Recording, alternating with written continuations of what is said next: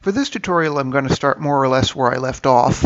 I discovered at the last minute that I could improve the spacing of these door panels a little bit better, so I moved them around a little bit, shifted them into place again.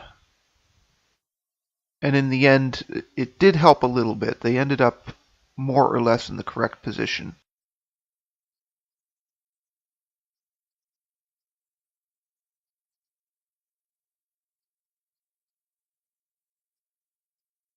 To do this, of course, I had to save the XEF file again and then save it again as a targa.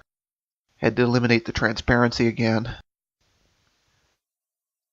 This is all very labor intensive, but if you want to get it right, well, this is how you do it. Do it again and again until it's correct.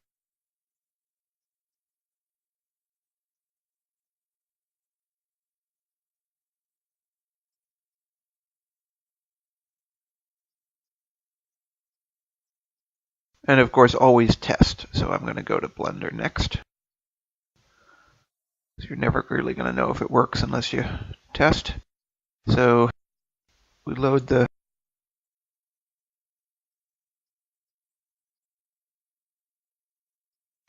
texture again, although actually, in reality, it's loaded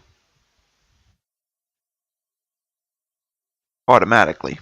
But I'm going to load it again anyway, just to be sure.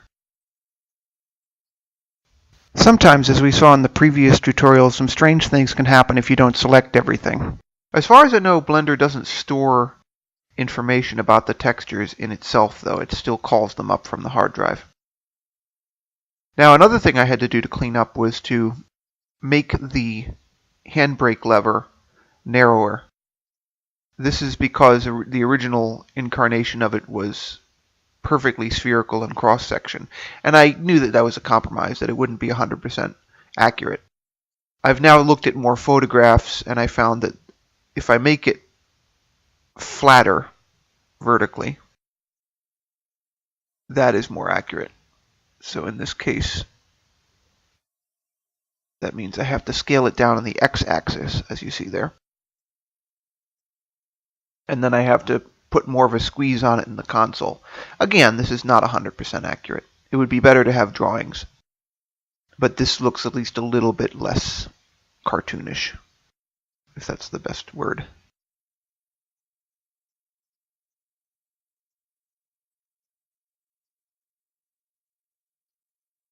So again, scaling on axes for accuracy and consistency.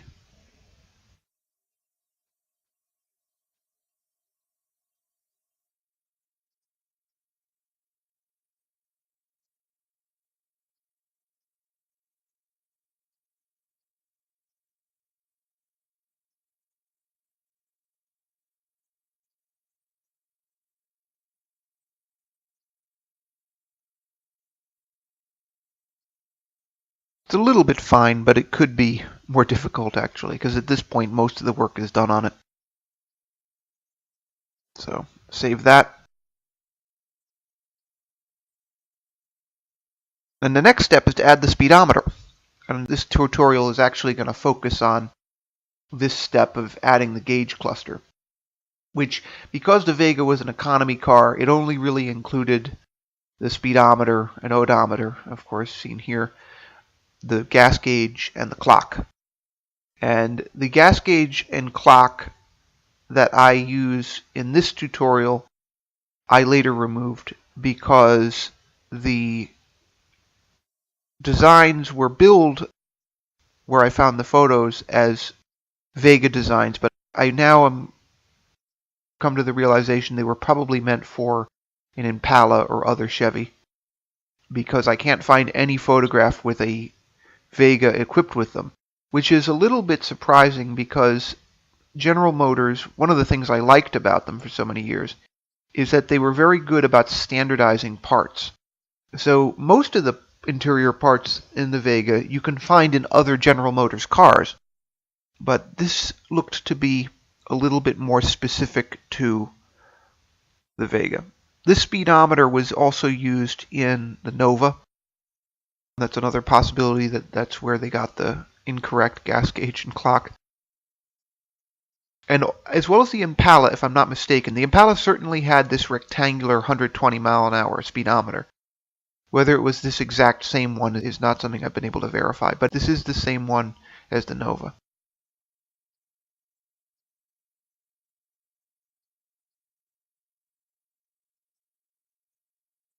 One of the mysteries of Chevy's business plan in this time period, I suppose it wouldn't be a mystery if you really looked it up, is why they had both the Vega and the Nova in production simultaneously, because they were really aimed at the same market segment. Basically, they were both economy cars. The Nova was much larger, and given the tastes of that time, you would have thought that Chevy would have just stuck with the Nova. But they ended up producing both of them.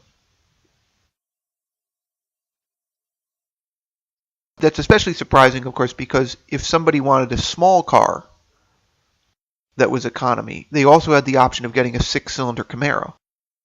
And it was also, front seat and back seat, four-seater, just like the Vega. And it was better made, even though not everybody has praised the Camaro over the years for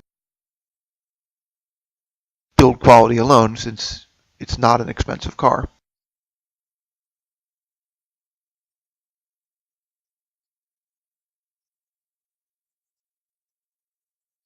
But in any case, all of this is interesting history. Now you notice I have the speedometer centered there in that part of the UV map, but I had to scale it down, step 2, because it leaves no room for the gauges, which are at the ends.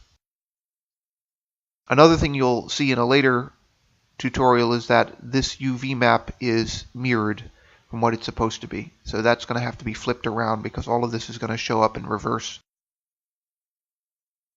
But as you build a UV map and a texture using whatever application, there will be many, many quirks along the way to how it was unwrapped and so on.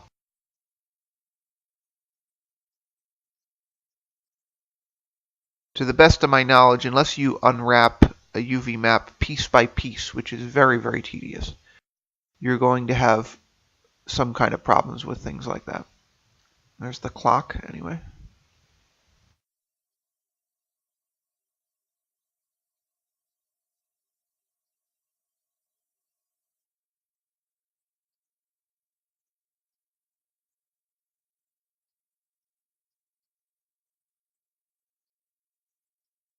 And as I said, these are going to end up being placeholders because they're not actually the correct designs for the Nova specifically.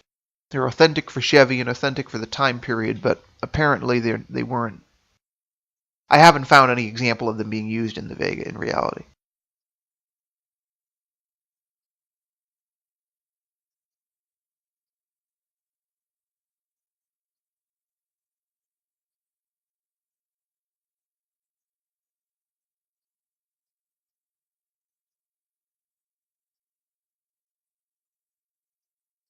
So getting them lined up there.